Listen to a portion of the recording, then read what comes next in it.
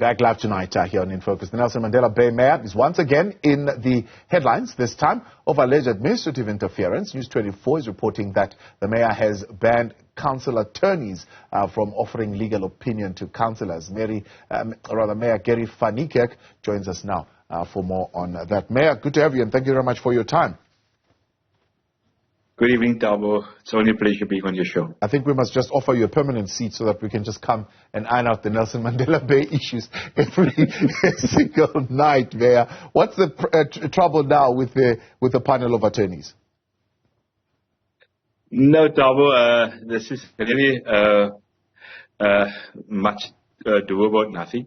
We got a tip-off as I received a tip-off to say that there's something happening in the background regarding officials and so forth.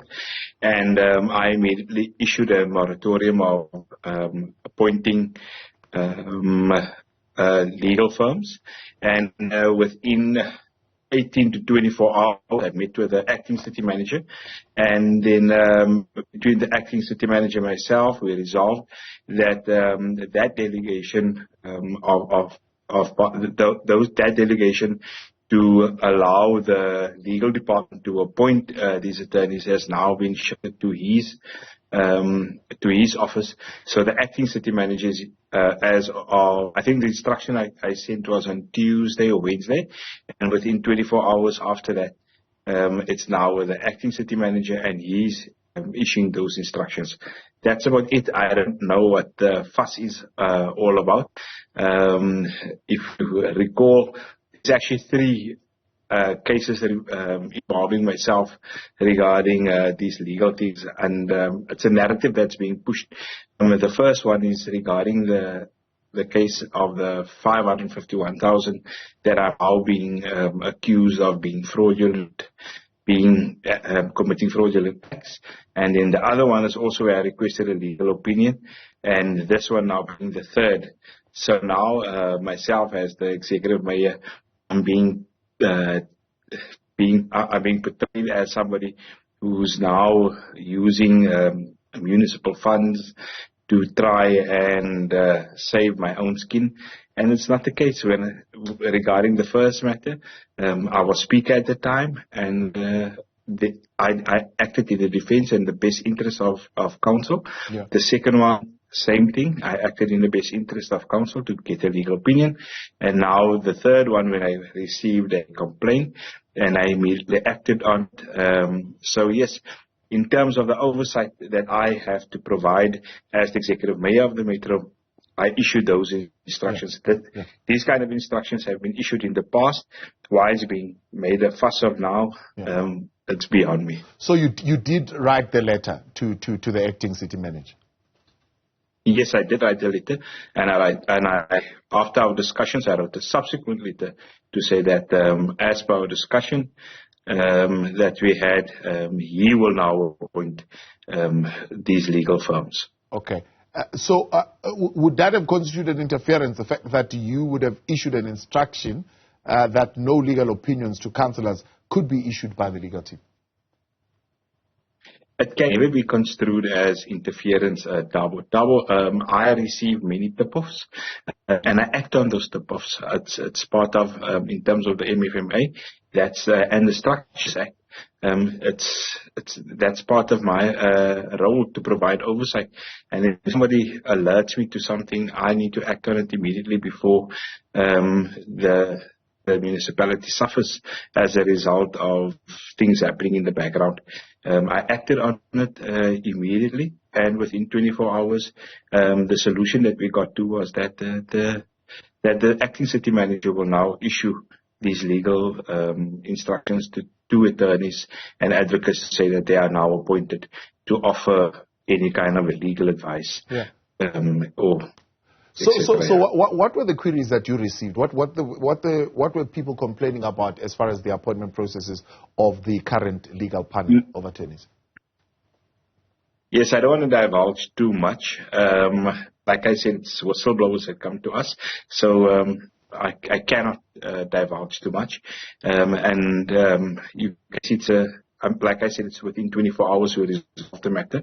But yes, these other councillors are now being opportunistic in terms of this whole matter, trying to portray me as somebody that's a law unto himself. It's something that's been coming on for a while, with these councillors trying to portray me as somebody who doesn't respect the law, and it's actually the exact opposite. So, but there's a lot of things that's going to happen, Tabo, within. Maybe I should reveal it on this show. That there's a lot of things going to happen within the next couple of days, weeks. I'm involving all kinds of entities. In order to get to the bottom of all the things that's happening in this institution. And now I am referring to corruption. And yes, names will be revealed of both officials and councillors very soon.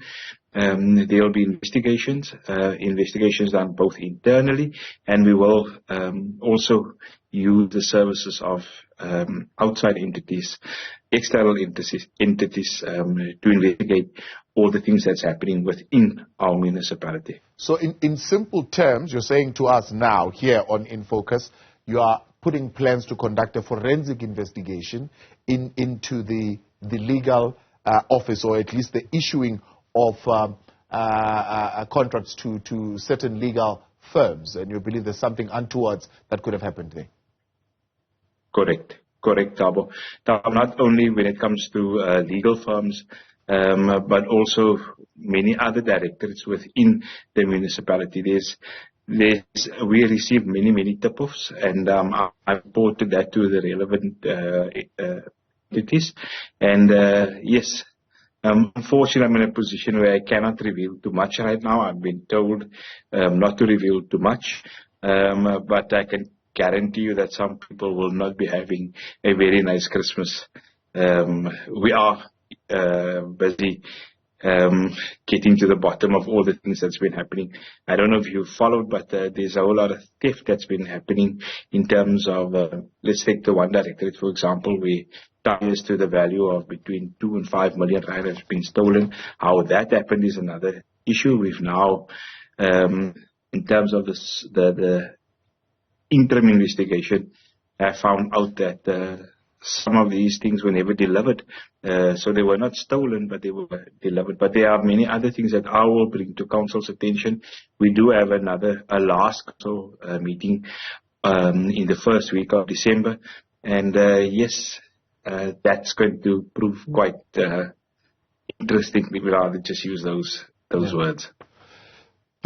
The issue of the salary of the city manager that the EFF is raising, according to the EFF chairperson in the region, Mr. Jani was supposed to earn just over 1.5 million a year. Currently, he apparently earns more than 2 million because they say he lied somewhat in terms of misrepresenting his salary.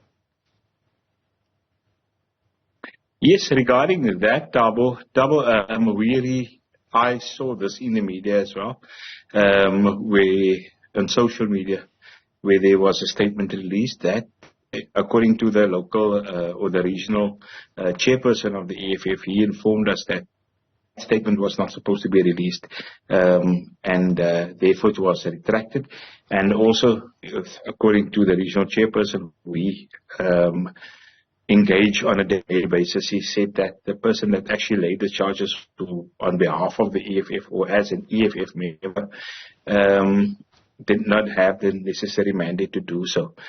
What I've also received, I received a very thick document from the acting city manager replying to the investigation of the Hawks. The Hawks, I have been in touch with the acting city manager. It's quite a thick document. We are getting legal advice on that as well. And yes, hopefully by the end of this week, we should have resolved this issue regarding the acting city manager and allegations made against him. But from where you sit, one, has a complaint been brought around the remuneration package of the city manager? Is there a process in place of a reconsideration or maybe a review of the city manager's remuneration package? Or is this something that you're saying might need to be done at a later stage? Look, Taba, you have to look at what the complaint is about. The complaint is basically that the city manager, the acting city manager, when he applied, he's now the COO position he applied for was the COO position. So what he brought to our attention is that he was employed at the city of Johannesburg at one of its entities, Pick It Up to be specific, and he then said to us that what he was earning, in layman's terms, what he was earning at Pick It Up was substantially more compared to the CEO position that he was employed in. We then got via the now suspended city manager, Dr. Ngwazi. She told us that we have to align his salary in terms of what he was receiving previously. So we've done that in council. Now the case is that the information that we were given by the city manager was incorrect.